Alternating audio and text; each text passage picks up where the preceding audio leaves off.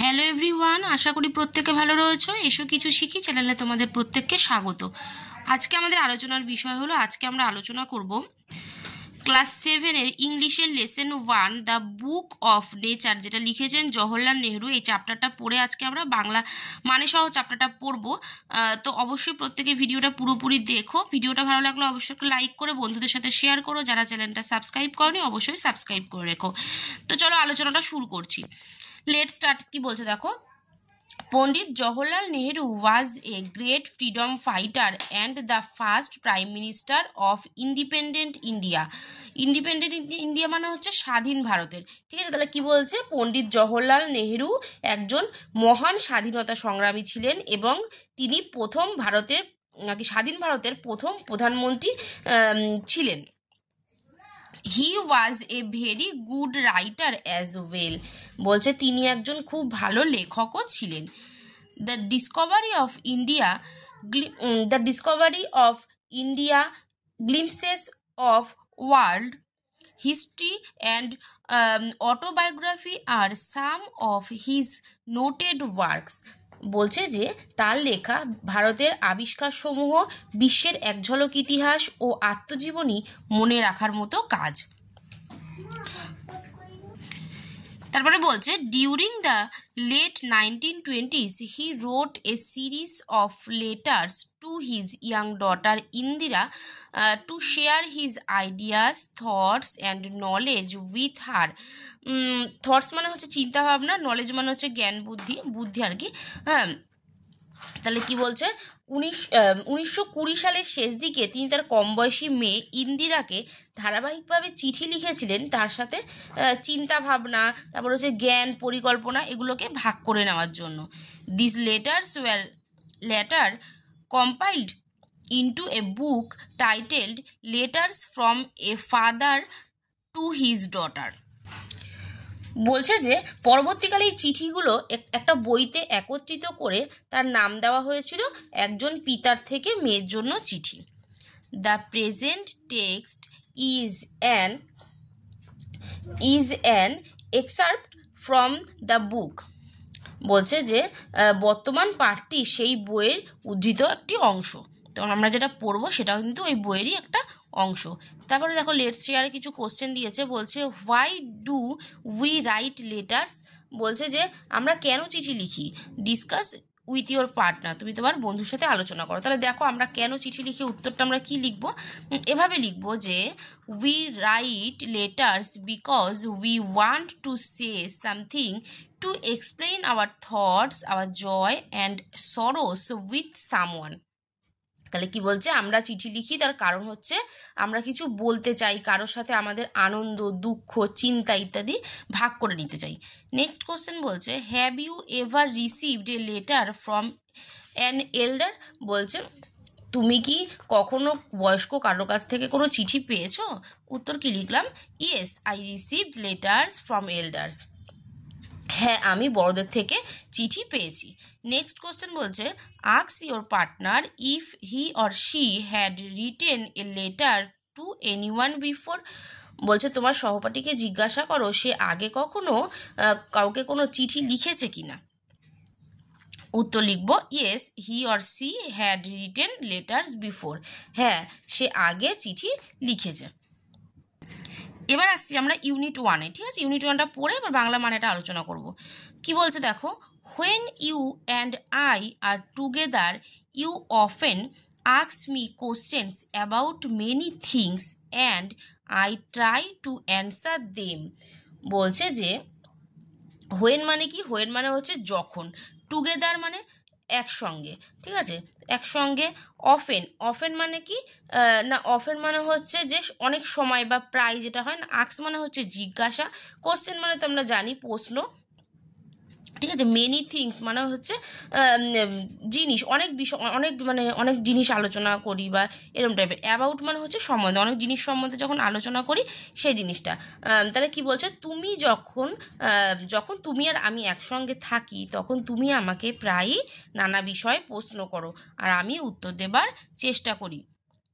Not that you are my sorry, not that you are at Mussoorie and I am in Allahabad. We cannot have these talks. বলছে যে now that you are at Mussoorie, বলছে তুমি এখন মুসৌরিতে, আর I am in Allahabad, আমি হচ্ছি এলাহাবাদে। We cannot have this talks, সেই কথাগুলো তাই আমরা বলার সুযোগ পাই না। I am therefore going to write to you from time to time short accounts of the story of our earth and many countries, great and small, into which it is divided.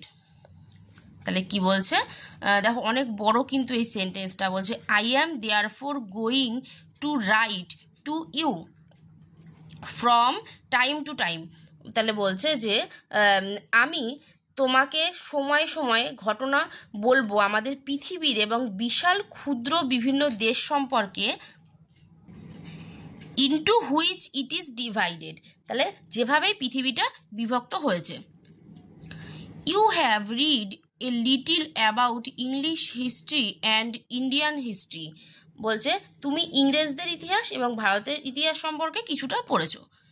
English history মানে হচ্ছে ইংরেজদের ইতিহাস, আর Indian history মানে হচ্ছে ভারতের ইতিহাস।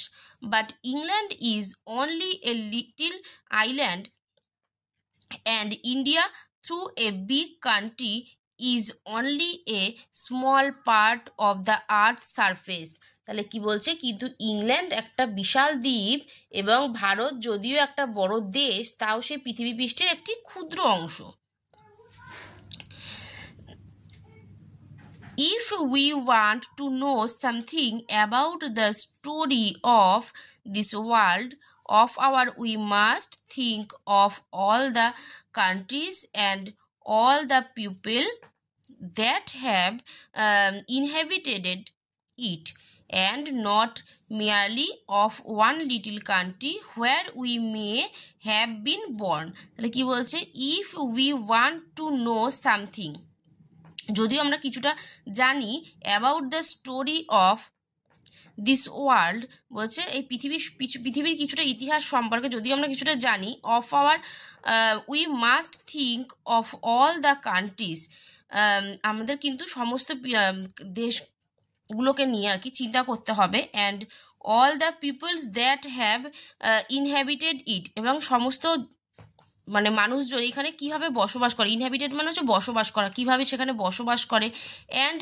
Not merely of one little country where we may have been born, এবং শুধুমাত্র একটা কান্ট্রিকে নিয়েই আমাদের কিন্তু জানলে হবে না, যে যেখানে আমরা জন্মেছি সেটাকে নিয়ে জানলে হবে না, আমাদের কিন্তু সেই সমস্ত কান্ট্রিকে নিয়ে জানতে হবে যেখানে মানুষ কিভাবে মানুষ বসবাস করছে।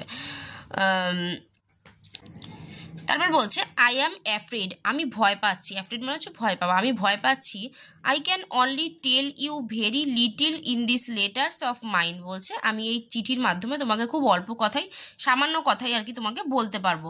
বাট দ্যাট লিটিল, কিন্তু এই অল্প জিনিসের মধ্যে দিয়ে, আই হোপ, আমি আশা করি, হোপ মানে আশা করা, আমি আশা করছি, will interest you and make you think of the world as a whole, তুমি এই সম্পূর্ণ পৃথিবীটাকে, এই অল্প কথার মধ্যে দিয়ে সম্পূর্ণ পৃথিবীটা চিন্তা করতে পারবে, তুমি তোমার মনোযোগ আকর্ষণ করবে।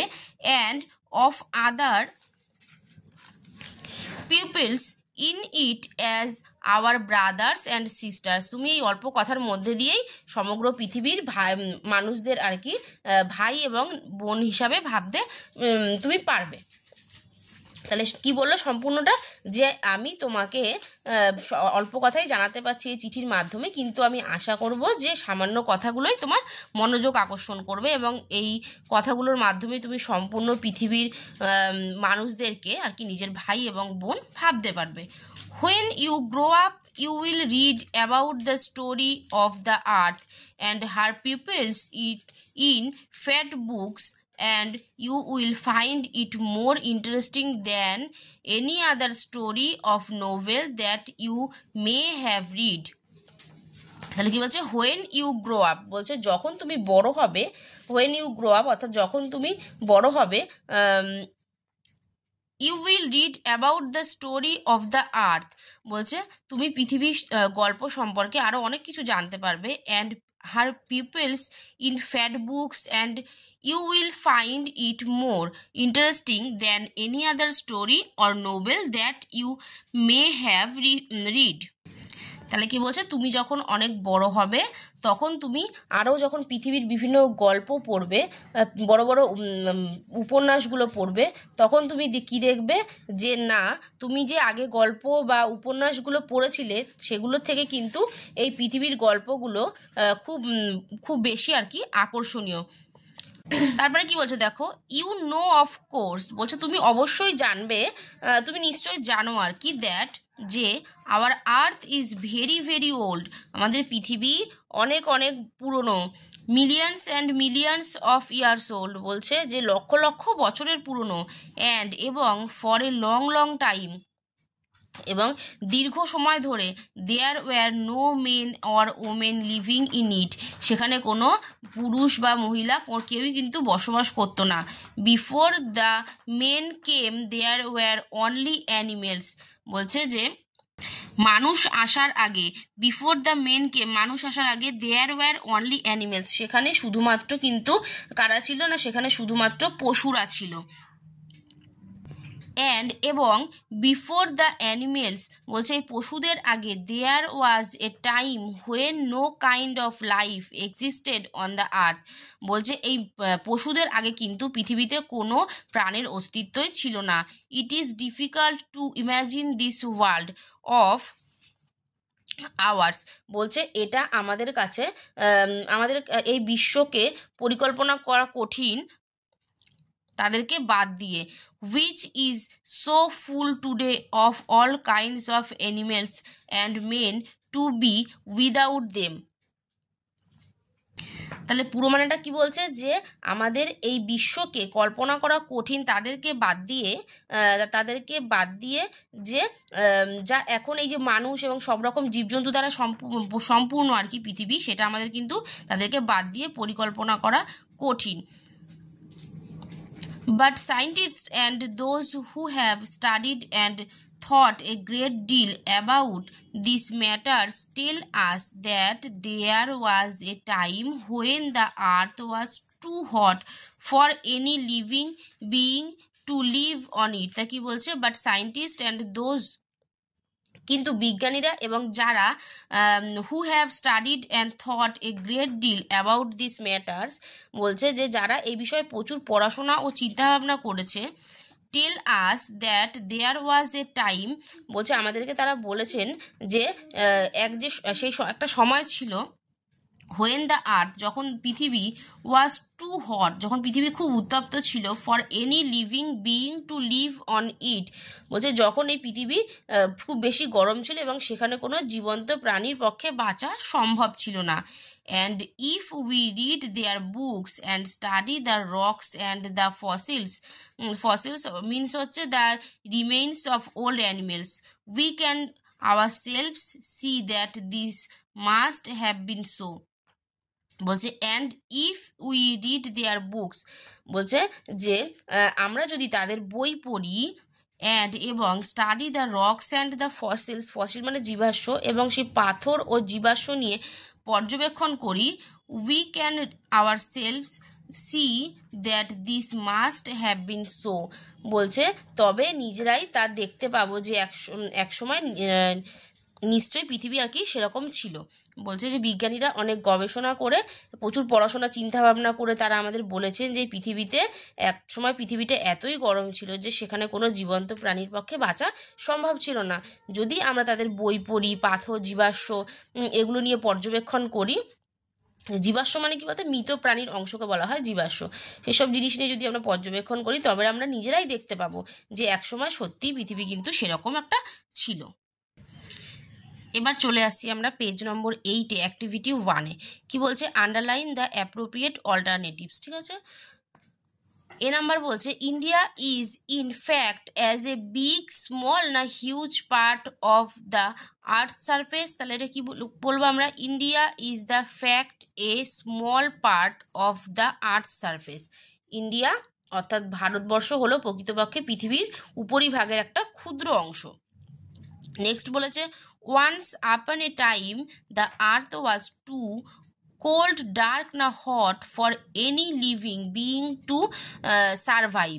বলছে যে অনেক অনেক বছর আগে এক সময় আর কি পৃথিবী ছিল খুব ঠান্ডা, অন্ধকার না গরম মানুষের বা জীবন্ত প্রাণীর বেঁচে থাকার পক্ষে। তাহলে কি হবে? এটা হট হবে। নেক্সট বলছে fossils are a type of wild animal, one kind of hard rock, the remains of old living beings. তাহলে কি বলছে যে ফসিল কি? ফসিল হবে fossil are the remains of old living beings, অর্থাৎ ফসিলস হলো অর্থাৎ জীবাশ্ম হলো অতীতে কোনো মৃত প্রাণীর দেহাবশেষ। এবার চলে আসছি আমরা অ্যাক্টিভিটি 2-তে। কি বলছে? Answer the following questions in complete sentences. বলছে যে এই অ্যান্সারগুলো কোশ্চেন দিয়েছে, কতগুলো অ্যান্সারগুলো করতে হবে। দেখো ফার্স্ট কোশ্চেনটা কি বলেছে? What must we do to know about the tale of this world. তাহলে চলো উত্তরগুলো আমরা দেখে নিই।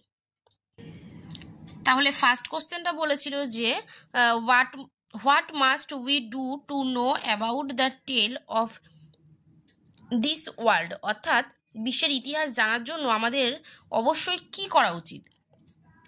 উত্তর আমরা লিখব উই মাস্ট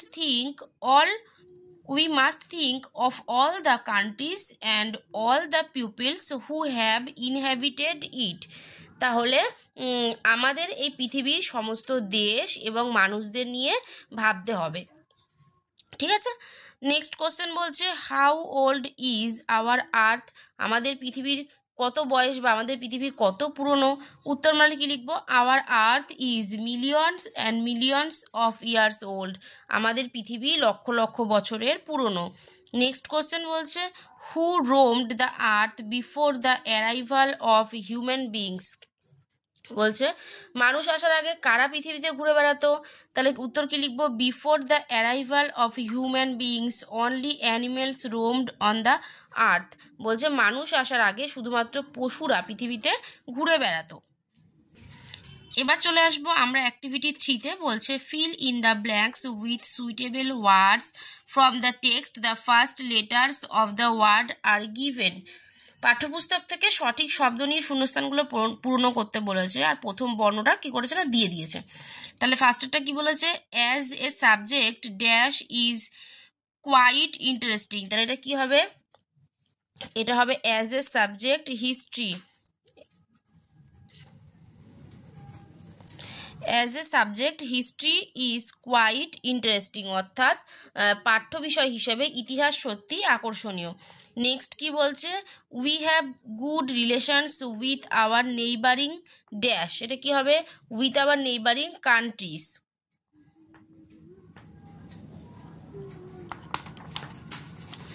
অর্থাৎ we have good relations with our neighbouring countries মানে হচ্ছে আমাদের প্রতিবেশী দেশগুলোর সঙ্গে আমাদের ভালো সম্পর্ক রাখতে হবে। নেক্সট কি বলেছে দেখো? Plants need air water and sunlight to dash. এটা হবে কি হবে না গ্রো হবে, জি আছে ROW, অর্থাৎ হচ্ছে গাছপালার বেড়ে ওঠার জন্য বাতাস, জল আর সূর্যের আলো প্রয়োজন। তারপরে বলছে দেখো can you dash how big the universe it. এটা কি হবে? Can you imagine.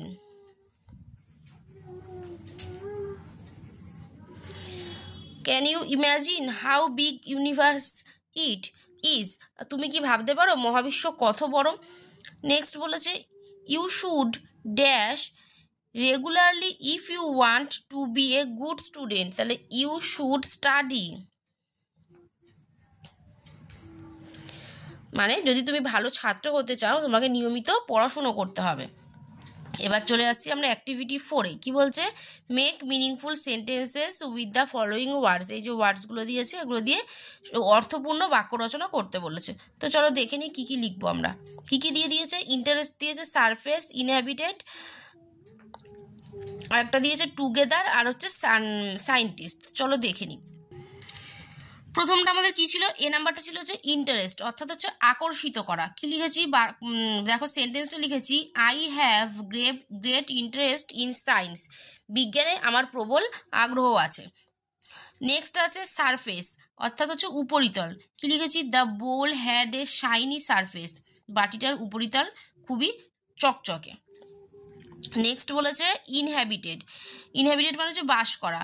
The building is now inhabited by birds, বলছে এই যে বিল্ডিংটা এটা এখন পাখিদের বাসস্থান হয়ে গেছে, বা পাখিদের বাস করার জায়গা তৈরি হয়েছে। নেক্সট আছে টুগেদার, মানে হচ্ছে একসঙ্গে। We can do many things if we work together, বলছে যদি আমরা একসঙ্গে থাকি তাহলে আমরা অনেক কাজ একসাথে করতে পারবো। নেক্সট আছে সায়েন্টিস্ট, অর্থাৎ বিজ্ঞানী। Newton was a great scientist, Newton ছিলেন একজন বিখ্যাত বিজ্ঞানী। তাহলে দেখো আজকে আমরা 8 পেজ অবধি মানে অ্যাক্টিভিটি 4 অবধি আর কি 8 পেজের অ্যাক্টিভিটি 4 অবধি করে ফেললাম। নেক্সট ভিডিওতে আমরা ইউনিট 2টা পড়বো এবং তার অ্যাক্টিভিটিগুলো আমরা করব।